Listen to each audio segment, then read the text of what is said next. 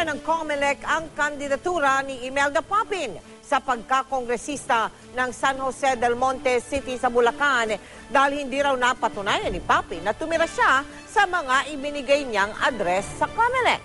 Pag-aaralan naman ng kampo ni Papin ang susunod nilang hakbang, nakatutok si Salima Refran. Emosyonal ang tinaguri ang jukebox queen ng Pilipinas na si Imelda Papin na makapanayam namin sa Bulacan. Ang bala kasi niyang pagtakbo bilang kongresista ng Lone District ng San Jose del Monte City, Bulacan, mukhang mauunsyami. Ang masakit daw ayon sa mga awit, sa media lang niya kasi nalaman na kinansela na ng COMELEC 2nd Division ang kanyang kandidatura. Wala ako natatanggap pa ng decision or resolution or whatsoever documents from COMELEC. They also tried to file the disqualification, no? Yung unang-una, as a registered voter.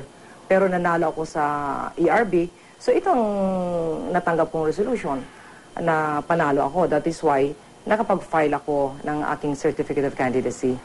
Sa desisyon ng COMELEC 2nd Division, hindi raw napatunayan ni Papin na tumira siya sa dalawang address na binigay niya sa COMELEC para matupad ang 1-year residency requirement para makatakbo sa eleksyon sa Mayo.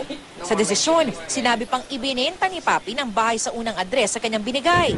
At nung tumakbo raw sa Senado noong 2010, Fairview, Quezon City naman ang binigay nitong address. Pero giit ni Papin, Residency, hindi ba dapat isang taon naka-reside ka, no? Kung nagkakandidato ka. I think and I believe na from May 10, 2012 to May 13, nandun ako sa within the 1-year period of residency. Pero giit ng COMELEC, patas at tamang desisyon nila dahil masusi raw nilang nire-review mga kaso. Hindi lang din naman daw si Papin ang nagkaproblema sa kandidatura. Karamihan na nakapending dito, denied due course, disqualification. Pero may mga denied due course, residency, citizenship, age, marami. Eligibility issues. Yun nga lang daw, talagang may katagalan bago lumabas ang desisyon dahil sa kakulangan sa tao at oras ng ahensya. We're going to resolve the disqualification cases. All of this will have to be resolved as soon as possible. Ang target namin is March 30 before the start of the campaign period for the local.